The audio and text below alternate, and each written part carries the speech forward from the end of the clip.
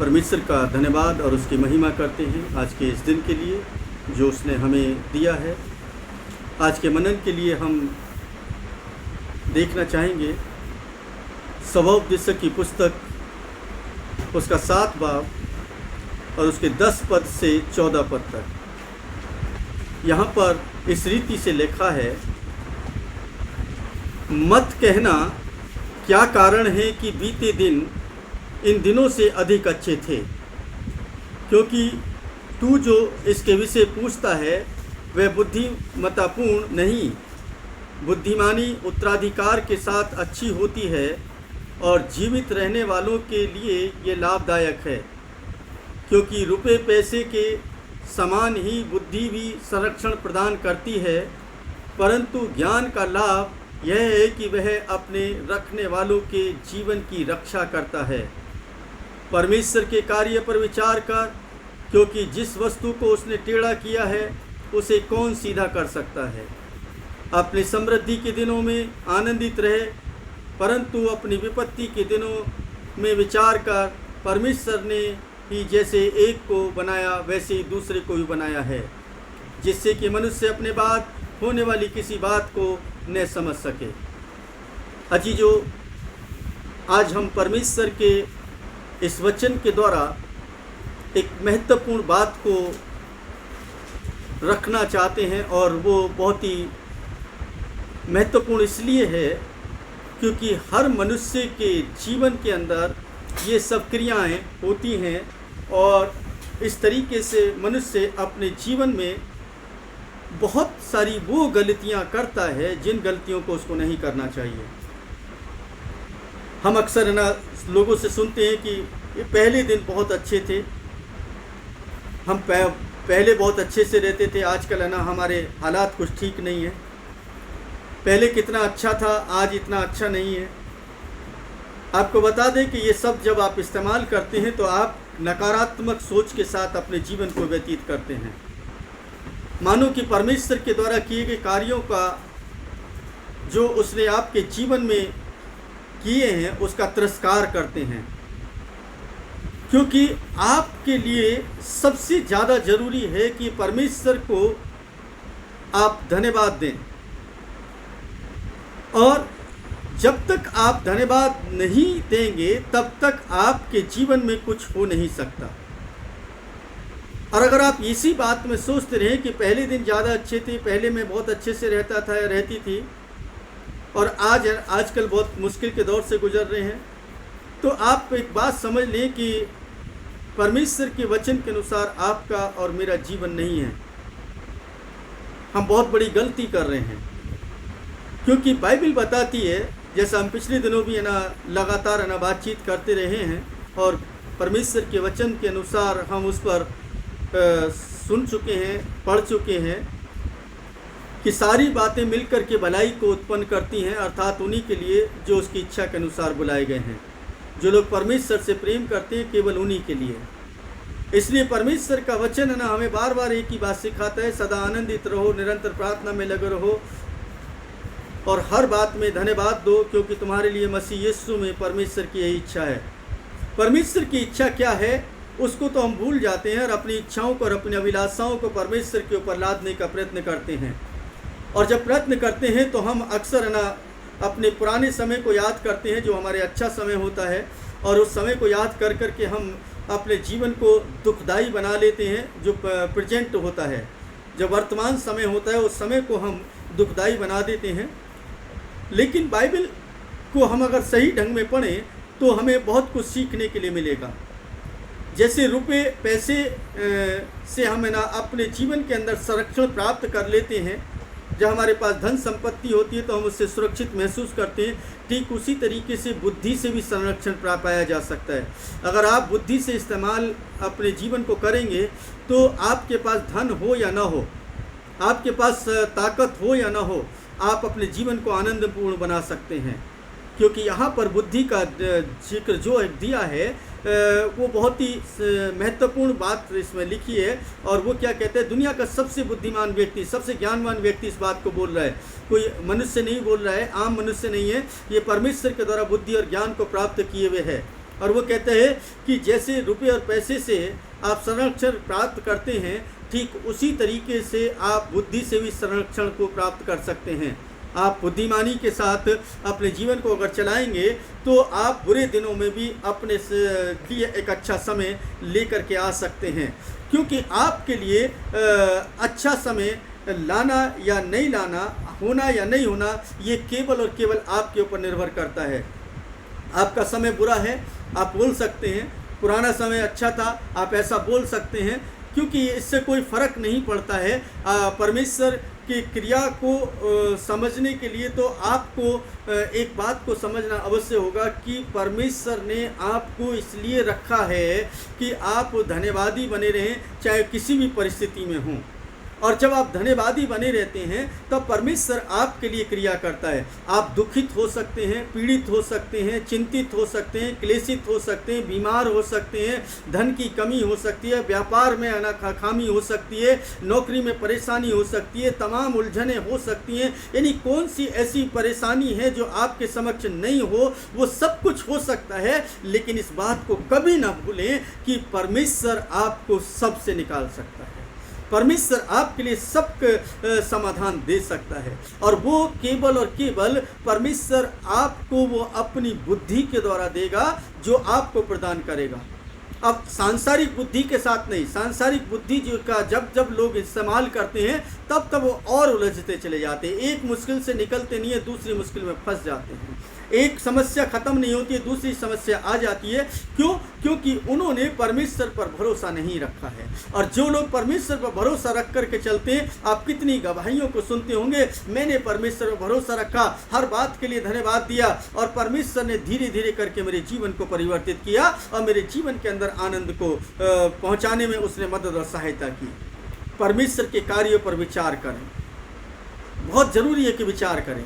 आप कई बार अपने जीवन काल में देखते होंगे और ना लोगों को भी देखते होंगे, अक्सर वो क्या करते हैं कि एक व्यक्ति को बड़ा है ना संभालने का प्रयत्न करते हैं। नहीं, ये व्यक्ति है ना ऐसा होना चाहिए, मैं अपने ज्ञान को इसके द्वारा ऐसा कर दूंगा और ऐसा हो जाएगा। आप इस बात को ना भूलें, परमेश्वर ने जिसको टेढ़ा किया है ना, उसको कोई सीधा नहीं कर सकता, और जिसको सीधा बनाया है उसको कोई टेढ़ा नहीं कर सकता। ये परमेश्वर के हाथ में, मनुष्य के हाथ में। लेकिन आज तो दुनिया को बदलने का प्रयत्न कर रही है, लेकिन परमेश्वर के सामने कुछ भी क्या कोई व्यक्ति कर सकता है? विचार करें, सोचें कि क्या कुछ ऐसा हो सकता है। लेकिन हम अक्सर उन्हीं लोगों को टारगेट कर रहे होते हैं जो लोग हमेशा टेढ़ी प्रवृत्ति के होते हैं और उनको सीधा करने की कोशिश कर रहे होते हैं, या अपनी मुश्किलों को उसी तरीके से हम सीधा करने की कोशिश कर रहे होते हैं जिस तरफ को वो और टेढ़ी होगी। मानो एक सरिया ले लें और इस सरिये को न ले करके हम इस तरीके से मोड़ने की मुड़ा हुआ है, और इसको मोड़ करके हम है ना इसको कोशिश करेंगे कि सीधा करें तो नहीं होगा। लेकिन जब हम इसे ताकत लगाएंगे तो कितनी भी ताकत लगाने के बाद घूम करके उस एंगल पर आ जाएगा जिस साइड से वो बेंड है, और बेंड होने का जब आप ताकत लगाएंगे तो और जितना और ज़्यादा बेंड हो जाएगा। ठीक उसी तरीके से आपके जीवन के लिए भी वो मुश्किलें होती हैं जिनसे आप बच करके निकलने की प्रयत्न कर रहे होते हैं। लेकिन जब इसी क्रिया को आप दूसरे तरीके से करें, सीधा करने की कोशिश करेंगे, तो भी सीधा तो कर पाएंगे, लेकिन उस तरीके से सीधा नहीं होगा जिस तरीके से सीधा होना चाहिए। फिर भी उसके अंदर कमी रह जाएगी। वो कमी है ना हमेशा बनी रहेगी, वो प्रॉपर सीधा नहीं हो पाएगा।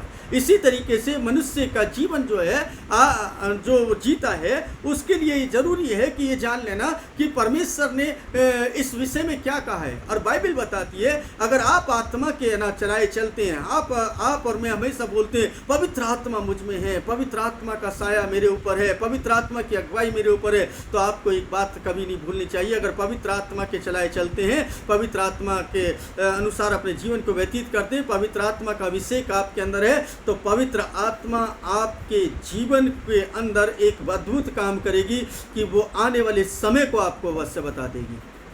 और वो दूसरे मनुष्य के जीवन को, दूसरे के मनों को पढ़ने के लिए भी आपके ना तमाम ना ज्ञान चक्षु जो भी है ना बंद हैं, वो सब ना खुल जाएंगे। बुद्धि के ना तमाम ना द्वार खोल देगी, और वो ऐसे द्वार खोलेगी कि जिन बातों को आप समझ भी नहीं पाते, उन बातों को समझ नहीं पाएंगे। आपके पास निष्कर्ष होगा, जब मेरे पास कोई व्यक्ति आता है तो ना मैं अक्सर है ना उसको, बहुत सारे लोग है ना आते हैं, बुद्धिमान लोग भी आते हैं, नॉर्मल लोग भी आते हैं, और एक से एक बुद्धिमान लोग आते हैं, ठीक है। लेकिन मैं जब भी कोई चर्चा करता हूँ, परमेश्वर के वचन से नाप पर तोल करके बातचीत करने का प्रयत्न करता हूँ, परमेश्वर के वचन को जब सामने रखते हैं तो मालूम चलता है कि उनका ज्ञान जो है वो बिल्कुल क्षीण हो जाता है परमेश्वर के ज्ञान के आगे।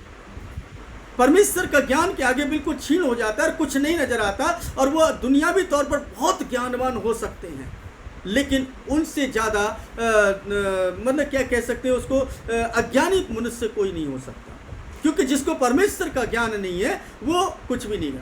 इसलिए है ना दाऊद है ना भी कहता है कि अपने पुत्र सुलेमान को कहता है, जो है ना राजा बनने के लिए तैयार है, वो कहता है, हे मेरे पुत्र दाऊद, हे मेरे पुत्र सुलेमान, तू अपने पिता के परमेश्वर का ज्ञान रखना। जो हम पिछले है ना बात, पिछले वीडियो में हम चर्चा कर चुके, पिछले है ना अध्याय में हम चर्चा कर चुके, अध्ययन में उस चीज़ को समझने की जरूरत है। परमेश्वर के कार्य पर विचार कर, क्योंकि जिस वस्तु को उसने टेढ़ा किया उसे कौन सीधा कर सकता है। हम अक्सर उन्हीं को सीधा करने की कोशिश कर रहे होते हैं जो टेढ़े बनाए हैं।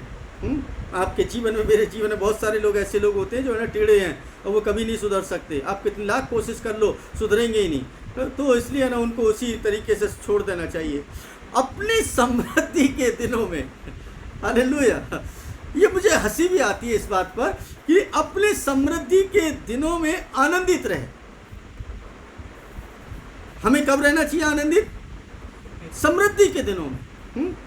परंतु विपत्ति के दिनों में क्या करना है? हमें सोचना है, विचार करना है। विपत्ति के दिनों में हमें विचार करें, लेकिन हम क्या करते हैं? उल्टा करते हैं। हम सोचते कब है? ज़्यादा सोचना कब शुरू हो जाता है हमारा? ज़्यादा है ना समृद्धि के दिनों में है ना, तो हम क्या करते हैं? समृद्धि के दिनों में हम लोग क्या करते हैं? अक्सर प्लानिंग, मतलब प्लानिंग नहीं, आनंदित नहीं रहते हैं, बल्कि ना और ज़्यादा है ना दिमाग को ना चलाने लगते हैं। हमारा दिमाग और तरीके से चलने लगता है, और विचार भी नहीं करते कि ये कैसे समृद्धि आए, विचार भी नहीं करते कि किस तरीके से हमें इसको ना संजो करके रखना है। लेकिन जो आनंद आपके जीवन के अंदर परमेश्वर ने दिया, वो आपकी समृद्धि के अनुसार दिया। जो समृद्धि के दिनों में आनंदित रहने के लिए परमेश्वर कहता है, वही परमेश्वर ये भी कहता है कि विपत्ति के समय में तू क्या कर? विचार कर, सोच। परमेश्वर ने एक ही जैसे एक को बनाया और वैसे ही दूसरे को भी बनाया, जिससे कि मनुष्य अपने बाद होने वाली किसी बात को समझ ना सके। जैसे अच्छे दिन हैं वैसे बुरे भी दिन हैं। दोनों ही एक सिक्के, जीवन के एक सिक्के के जैसे है। जीवन एक सिक्के के जैसे है कि ना, एक पहलू और दूसरा पहलू, अच्छा पहलू और बुरा पहलू। तो दोनों ही पहलू जो हैं अच्छे हैं। अब अगर आप कहें कि अच्छे दिन है ना जो है वो बहुत ज़्यादा अच्छे थे और बुरे दिन जो है बहुत ज़्यादा बुरे हैं, तो ये है ना आपके जीवन के लिए बिल्कुल गलत होगा। दिन है तो रात भी है, अगर रात नहीं है तो दिन का कोई पता नहीं चलेगा, अगर रात ही रात है तो दिन का पता नहीं चलेगा। इसलिए आप तभी है ना समझ पाते हैं कि एक दिन बीत गया, फिर एक दिन सुबह को सूरज निकला और रात अंधियारे में चली गई। तो इसका मतलब है कि आपको मालूम चला कि दिन भी है और रात भी है, तभी तो जाकर के एक दिन पूरा होता है। उसी तरीके से आपका जीवन भी पूरा होता है। जब है ना आनंद होता है तो उसके साथ थोड़ा थोड़ा दुख भी होता है, और उस दुख में जो आनंदित है वही व्यक्ति परमेश्वर के वचन के अनुसार समृद्धि को देख सकता है। वही व्यक्ति सफल हो सकता है जो बुरे दिनों में अपने जीवन के अंदर सोच विचार करे कि ये परेशानी आई क्यों, ये मुश्किल आई क्यों। आप कोशिश करने लगते हैं निकलने का, आप कोशिश करने लगते हैं दूसरे तरीके से, लेकिन ये कोई नहीं कोशिश करता ढूंढने की कि ये विपत्ति आई क्यों थी, इसका कारण क्या था। उस कारण को कभी खोजने का प्रयत्न नहीं करते। जब उस कारण को खोजने का प्रयत्न नहीं करते तो आपको बता दें कि आपके जीवन के अंदर एक सबसे बड़ी जो मुश्किल आती है वो ये आती है कि आप और उलझते चले जाते हैं, अपनी उलझनों से निकल नहीं पाते बल्कि और उलझ जाते हैं। और वो उलझना आपके जीवन के लिए इतना घातक होता है कि एक डोर को सुलझाने के लिए आप बार बार ना फंदे में फंसते चले जाते हैं, और वो एक जाली के जैसे बन जाता है, जाल बन जाता है। और फिर जब जाल बन जाता है तो वो किसी काम का नहीं रहता वो धागा। आपका जीवन भी कुछ इसी तरीके का हो सकता है, क्योंकि आप अपने जीवन के अंदर जब ऐसे इसी तरीके से विचार नहीं करेंगे। लेकिन जब आप विचार करेंगे कि ये परिस्थितियां आई क्यों, कहां पर मैंने गलती की। लोग गलतियों को नहीं ढूंढते, लोग उनसे निकलने का प्रयत्न करते हैं ताकि वो गलतियां दोबारा ना हों।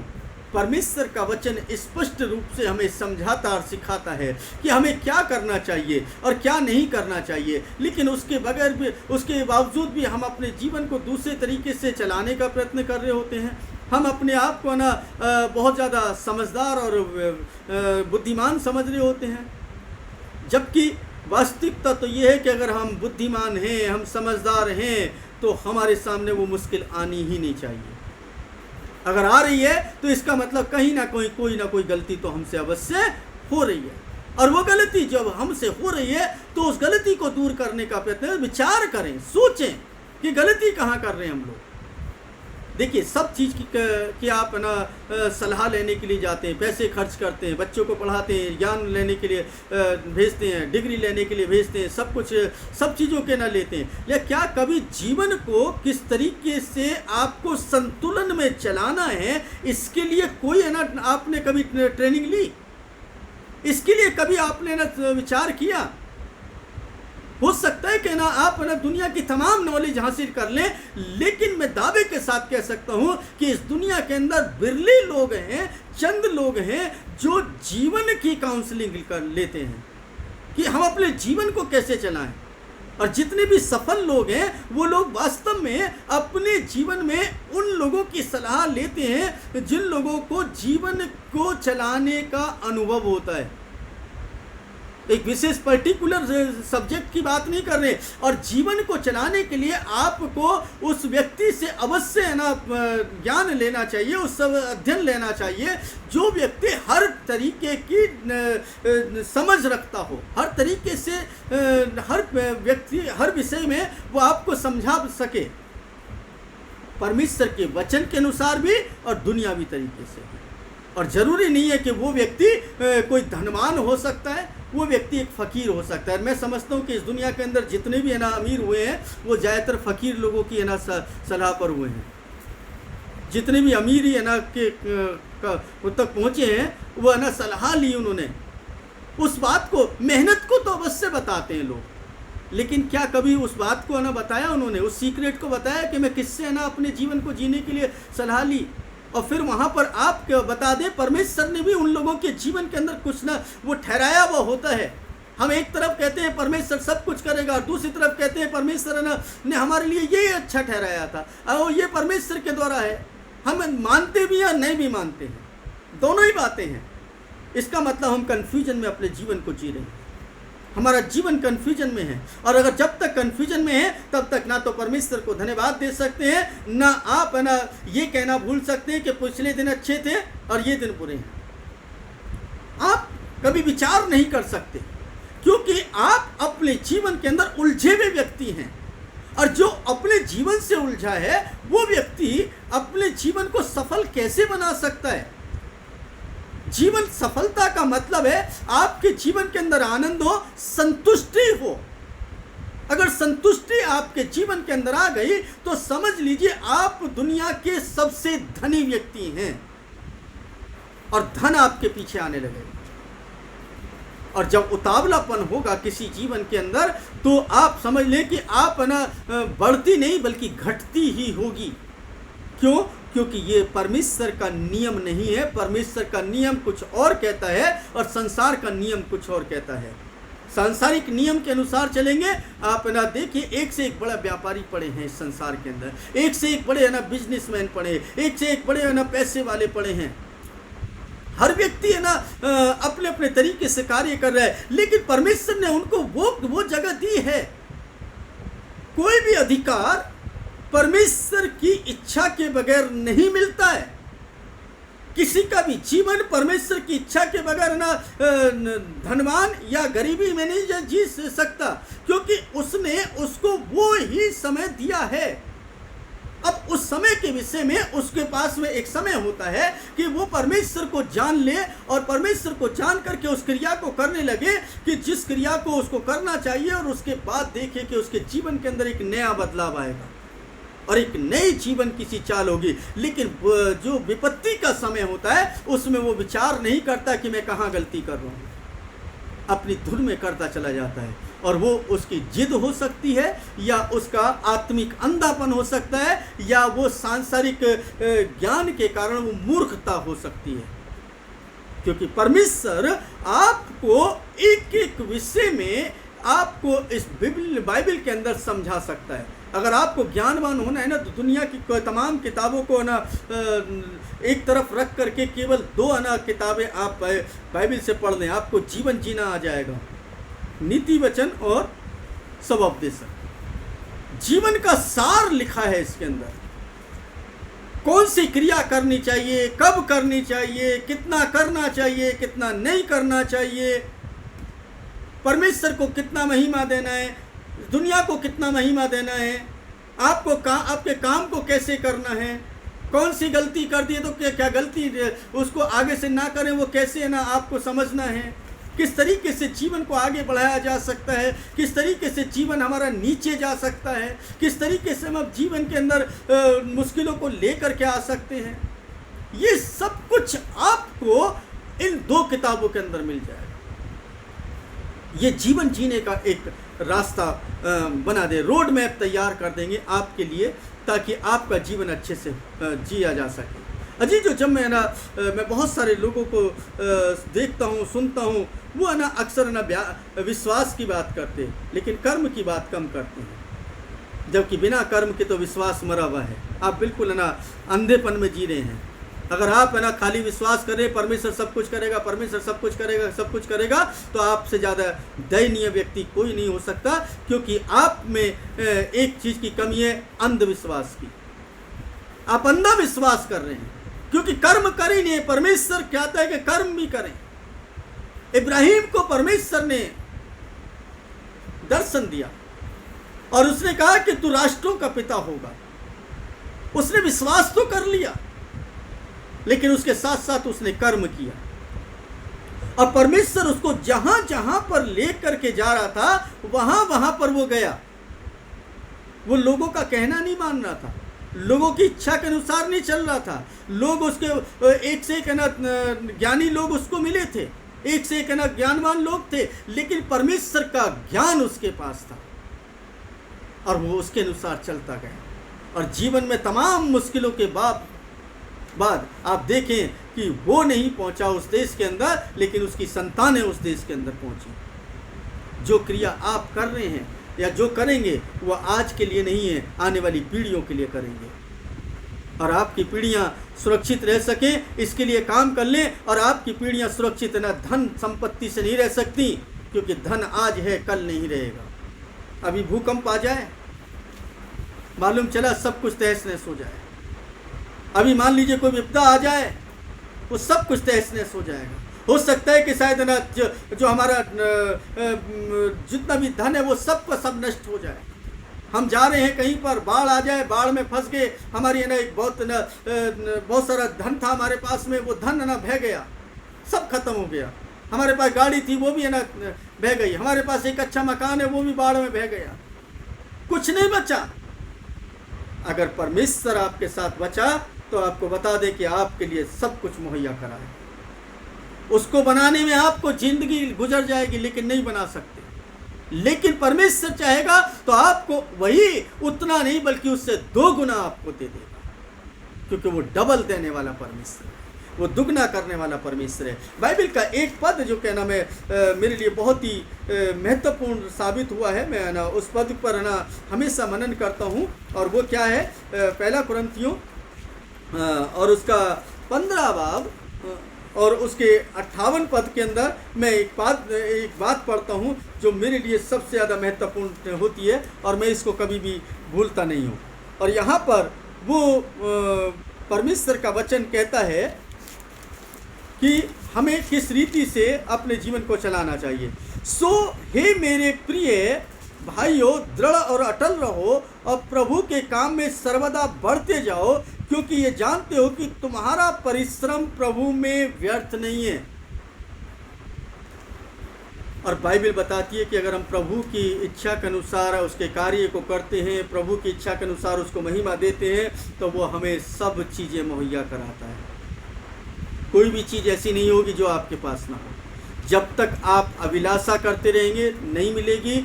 जब आप परमेश्वर की अभिलाषा करेंगे तो परमेश्वर आपके प्राण को तृप्त कर देगा, आपकी मनोकामनाओं को पूरा कर देगा। इफिसियों के अंदर भी अगर हम एक पद को पढ़ते हैं तो वहाँ पर भी एक बहुत महत्वपूर्ण पद है, इसको ध्यान में रखेंगे तो आपका जीवन संवर जाएगा और आप अपने जीवन के अंदर वो चीज़ देखने पाएंगे जिस चीज़ को आप देखना चाहते हैं। यहाँ पर इस तरीके से लिखा है इफिसियों 3 के अंदर, इफिसियों 3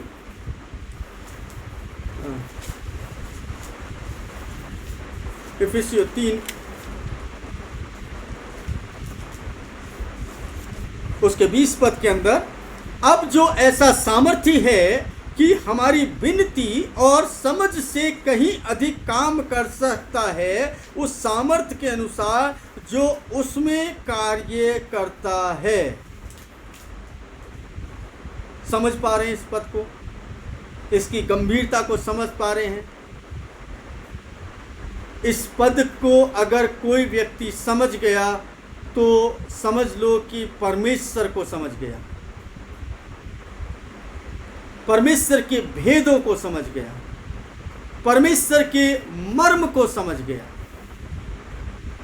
पौलुस यहां पर यह बताने का प्रयत्न कर रहा है कि अब जो ऐसा सामर्थ्य है कि हमारी विनती जो रात और दिन करते हैं हम लोग, ये मिल जाए, वो मिल जाए, ये हो जाए, वो हो जाए, गाड़ी आ जाए, बंगला आ जाए, सोना आ जाए, चांदी आ जाए, हीरे जवाहरात आ जाए, दुनिया में मेरा नाम हो जाए, सब कुछ जो हम अपनी विनतियों को न परमेश्वर के सामने रखते रहे हैं,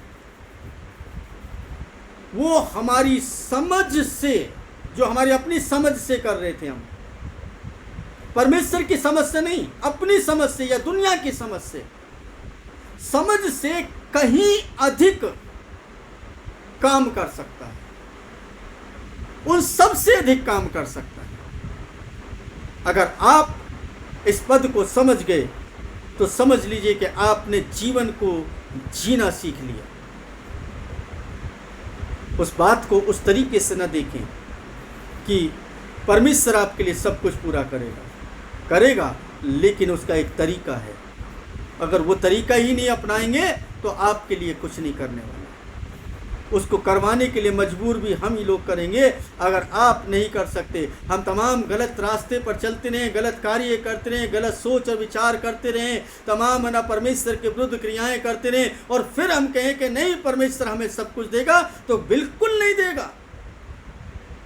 स्टैम्प पेपर पर लिखवा लो, आप, मैं लिख करके दे सकता हूं, जब तक जीवित हूं तब तक है ना मैं भी देखूंगा, और उसके बाद आपको कुछ नहीं मिलने वाला। क्यों? क्योंकि आप परमेश्वर की इच्छा के अनुसार नहीं कार्य कर रहे। लेकिन परमेश्वर की इच्छा के अनुसार कार्य करिए तो मैं आपको एक बात बता सकता हूं कि अति शीघ्रता के साथ भी परमेश्वर दे सकता है। परमेश्वर वो है जो एक दिन के काम को 1000 साल भी लगा सकता है, और 1000 साल के काम को एक दिन में भी कर सकता है। जो आप है ना 2 साल के अंदर पाना चाहते हैं, वो आपको 1 महीने के अंदर दे सकता है, 1 दिन के अंदर मुहैया करा सकता है। और जिस काम के लिए आप ना वर्षों से परेशान है, हो सकता है कि वो आपको चंद ही दिनों में हो जाए। ये तभी होगा जब आप परमेश्वर के वचन को समझेंगे और अपनी गलतियों को, जो आपके द्वारा या मेरे द्वारा होती हैं, उन पर विचार करना शुरू करें कि गलतियां हमने कौन सी की। तो सबसे बड़ी गलती तो यही है कि हम परमेश्वर को छोड़ करके हम इस संसार पर भरोसा करने लगे, संसार की बातों पर भरोसा करते। आपको परमेश्वर पर भरोसा रखना पड़ेगा, कर्म करना पड़ेगा। बिना कर्म के कुछ मिलना नहीं है। और कर्म भी कैसे करेंगे? जैसे परमेश्वर चाहता है, और परमेश्वर का नाम अपने जीवन में ऊंचा करना पड़ेगा। और जब तक आप परमेश्वर के नाम को ऊंचा करते रहेंगे, तब तक परमेश्वर आपको और अधिक भाग्यवान किए रहेगा, आपको और समृद्धि की तरफ लेकर के जाएगा। जहां परमेश्वर का नाम नीचा होगा, आपको घटती होना शुरू होगी, आपके जीवन के अंदर अशांति आना शुरू होगी, आपके जीवन के अंदर चिंता आना शुरू होगी, आपके जीवन के अंदर क्लेश आना शुरू होगा। लेकिन जैसे ही आप परमेश्वर को ऊंचा उठाना शुरू करेंगे, परमेश्वर आपके लिए अद्भुत रीति से शांति भी देगा, आनंद भी देगा, खुशी भी देगा, अच्छी तंदुरुस्ती देगा, सब कुछ मुहैया कराना शुरू कर देगा। क्योंकि आप अपनी कमियों को भूल करके नए सिरे से अपने जीवन को चलाना शुरू करेंगे और परमेश्वर की इच्छा के अनुसार चलाना शुरू करेंगे। परमेश्वर चाहता है आपका जीवन ऐसा हो और परमेश्वर में आप बने रहें। परमेश्वर आप सभी को आशीष दे और बड़ी बरकत दे, आपका जीवन धन्य हो और परमेश्वर में आप निरंतर बढ़ते चले जाएं। परमेश्वर का एक बार फिर से लाखों लाख धन्यवाद करते हैं। आमीन।